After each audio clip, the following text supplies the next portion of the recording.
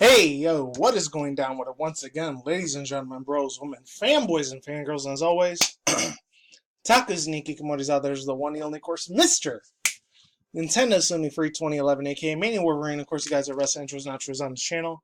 Follow me on Twitter, Instagram, and all that other good stuff. And today, or even like a couple hours earlier, or yesterday, it doesn't matter when it was, but this one was a really, really old one from Eurogamer. 1-10-2018 is really old. And the one I heard from, like, when they were bringing this up was October 1st today. It's crazy. 2018. Anyways, yeah, let me get rid of this stuff so that way it doesn't go as slow. And like give a shit about what options there are. But yeah, without further ado, yeah, let's begin. There's that, and then this little Spider-Man thing. I might as well just get this out the way first, the Spider-Man stuff, but I want to talk way more about the Forza stuff though first, because this is really, really cool. I'll leave the link down below if I don't get to it right away in time, but anyways, this comes from via Eurogamer. I'm not sure who the freaking author was or the article writer for this, or article reviewer writer that works for Eurogamer that made this one out. Anyways, let's get into it. So it says Forza Horizon 4 review: racing great tools gingerly into a new era. I don't know, that's like some British, like, or UK, European sort of like slang, because gingerly, that's something I don't think I would never hear in the United States at all, so it's got to be some UK, British thing, whatever. Anyways, so it says, when you hit rank 40 in the Forza Horizon 4, a series of events that unlocks it hosted by a vapid streamer character and framed by a countdown as 10 greatest of the 10 greatest cars in video games. And before I begin, I'm going to be making a little bit of a rant video, a little bit of what the fuck Niantic did, the same people that do Pokemon Go, about what they did to Mr. Brandon Tam, but I'll get to that in a second, maybe, because it's going to be raining hard as balls out here in the freaking desert, and that's not going to be a fun time for me. So anyways, it says, what it actually is a tribute, but developers, I don't know what the fuck happened there, but the developers at Playgrounds Games to their inspirations with the free wills of the worlds of test driving and smugglers runs, as the sun-drenched zest of the Sega arcade classic Outrun, Daytona, and Crazy Taxi is gestured that it could only have been more graciously if it tipped off its. And I gotta continue reading the post. I think this was it. Oh, the person that made this was it just says review. It doesn't even say the person. Huh. Oh well. No, I'm just gonna close that one out. I'll leave the link to that down below if you guys are interested in reading the rest of that. Ollie Welsh. Okay, there it is. Da da da da. I'll dress da da da. Alright. Has tipped its hat to the original car culture, collecting them up Gran Turismo. The most sincere of the tributes, though, honors Project Gotham Racing by taking us back to the streets of Edinburgh, however you say that. I heard about that before, for the first time since PGR2, and illustrating how the series for kudos scores, which rewardedly stylishly driving for inspiring Forza's own skill point system. 6 years and 4 games in Forza Horizon will not be out of place on such a list of itself. Playground open world racing games have outstripped their parenting franchises from Forza Motorsports in both sales and reputation, and vowed players and critics, myself included, with their beauty and technical polish, accessibility, authenticity, and sheer fun. From the very first game, they have defined the open world racing and embodied the joy of open roads with formulas that was all but perfected by the third outing. Forza Horizon can now undoubtedly count itself one of the racing games greats. That's a really big tongue twister, man. I cannot fucking pronounce that shit at all. So what's next? In literal terms, home to Britain, where Playground Games is based. I wrote about the map in my initial impressions last week. At this point, this is remarkably consistent series, so you can take it as read. that it will be a gorgeous, elegantly romanticized pocket grand tour of the British mainland. But not too big. I guess he put a lot of emphasis on too big. I don't know, maybe in quotation marks, that would have been a little bit better. Anyways, let's move on. Balancing brickyard playpens with open moorlands. I don't know what that means. City streets with sweeping coast rides. Roller coaster dirt tracks of the hills are crowded by flatlands freeways.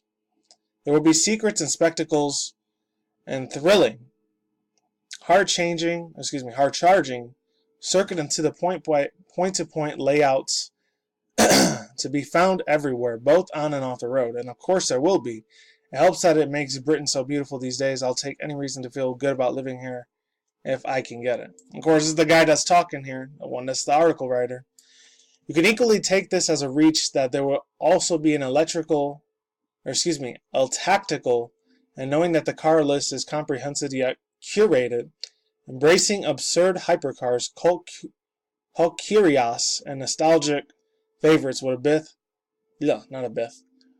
bit of local flavors thrown in, including in this instance a white van with transits, a black cab, and a more one in Austin Healey. It would naturally be insulting to assume that the car handling would be anything but other than the other character blend of grip and slice, carefully tuned and varied by demands of the map. Realistic enough to convince, but unrealistic enough that driving a sports car across a field or through a dry stone wall will make you smile instead of wince.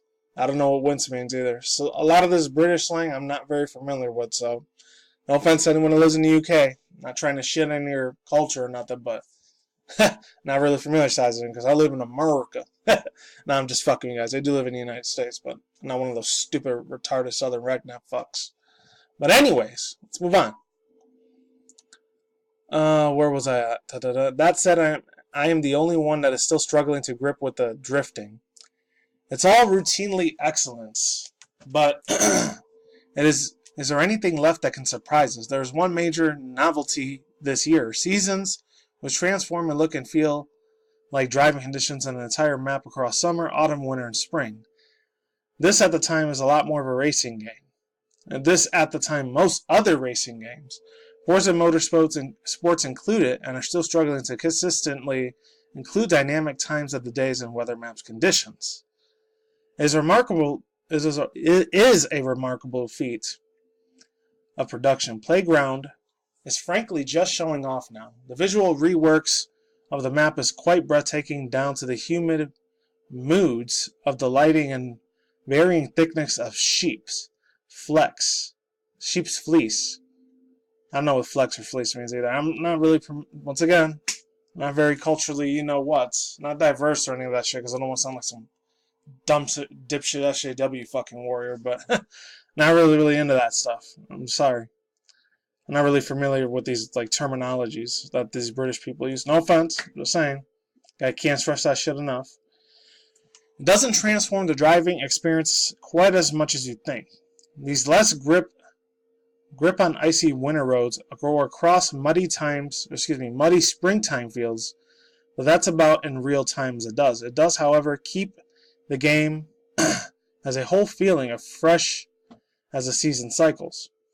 There are more subtle, but more fundamentally significant changes going on here, however, which season both underpins and distracts from. Now that you know what it is based on, overlong and distantly unadventurous prologue, but Forza Horizon 4 is edging. I keep wanting to say Horizon Zero Dawn, and that game came out like a year and a half ago. Just saying. Horizon 4 is edging, almost superstitiously, I think that's how you say it, in a new era for the games of the series. These games have always been based online, but this is the first one that is really on the online gaming. And I guess it keeps going on more and more. I'm not going to read that whole thing. This takes up way too much fucking time. But look at these pictures, though. Fucking top notch, man. Yeah, I'll leave the link to the rest of the article below. But let me talk about a little bit some Spiderman news. I'm going to get my drink there. So anyways, it says Sony PlayStation 5 consoles black with Marvel. This is just, I guess, a description or a little bit of a advertisement pitch or whatever from GamerZLounge.me, so I guess there's that. Not sponsoring these guys in any shape, way, or form, because obviously I wouldn't be doing YouTube videos if I was. But anyways, it says Sony PlayStation 5 5,000, I think it was 500 or 5,000 gigabytes console black with Marvel's Spider-Man. Explore a new chapter in Marvel's Spider-Man universe for the HDR quality graphics. Spider-Man like you've never played it before with new combats traversing by parkour and unique environmental interactions. Become one of the world's most iconic superheroes and put his acrobats and improvisations, I think that's what it was, improvisations and web slinging abilities to the test. Includes standard edition of Marvel's Spider-Man's game on Blu-ray disc. Includes 500 or 5,000 PlayStation ps4 gigabytes. And it says, be greater and explore the new chapter of Marvel Spider-Man HDR quality with Marvel Spider-Man PS4. The great value, jet black 500,000 or 5,500, whatever it is, gigabytes. PS4 bundle includes a matching jet black DualShock 4, wireless controllers, and a copy of the standard edition of the game of Blu-ray disc, starring one of the world's most iconic superheroes. Marvel Spider-Man's features the acrobat abilities, improvisations, and web slinging, while as the web crawler is most famous for, while also introducing elements never before seen Spider-Man. Okay, some of this is kind of the same here. I'm going to skip a little bit of that. Sony Interactive Entertainment, Insomniac Games, and Marvel have teamed up to create a brand new and authentic Spider-Man adventure. This isn't? Okay, that's weird. I think they did a typo here, because the T is not even supposed to be here. Yeah, they messed up. Oh, crap. No offense to the person that made this article, I'm just saying. Spider-Man you've seen. I've met or ever seen before. They really messed up this typo way worse than how I do with pronunciation and shit. An experienced Peter Parker for who's the most masterful at fighting big crime in New York City. At the same time, he's struggling in the balance of a chaotic personal life and career, while fate of the millions of New Yorkers rests upon his shoulders. Marvel Spider-Man PS5, 500 gigs, okay? Or 5,000. But overall thoughts, season paint, it's a really nice ass, smooth looking thing. I already looked at all this gallery stuff. It looks really fucking kick ass. I've already said it numerous amounts of times last month when it was September, because we're in October now, but it looks pretty fucking kick ass. And as far as the Forza Horizon Zero Dawn, it's pretty much more of the same news, because they talked about a lot of the weather pattern changes and the climate changes, and even a lot of like the lightings that hits the cars and all that stuff. They talked about how beautiful like a lot of the overworld environments are, with like the freaking like countryside, like going to this little pig farm area and these dry stone walls. It's nice. It's a really top-notch fucking game. So shout out to this guy that made this a while ago, which I thought it was yesterday, because when I was looking on my Twitter feed, seeing what I was going to talk about today, like, I thought this was recent. This is old as fuck, man. This is almost like 10 months ago. I'm not saying I hate the game, because I still love all those real badass fucking Forza games. And I always will be a fan guy of that. But anyways, with that being said, that's all I got to say. Got a credit to do. Shout out to Eurogamer and this guy, Ali Welsh. Oh, no, that's really a big UK British name there, man. It's cool, though. It's all good. No hard feelings. So anyways, links to the description box down below to the rest of this article that I didn't read over here, and I'm done.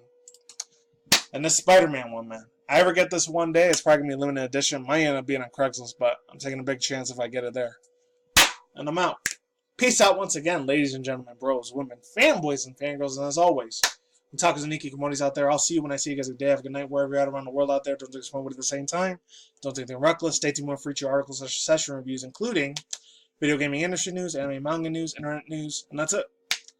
Take it easy. Stay safe. Peace out, my like sauerkraut. I'm gone and getting the hell out of here. Late and goodbye. I'll see you on the flip side. Take it easy. I'm gone. I'm out. Goodbye. See you soon. Take care, and see you guys in the next future video. Later.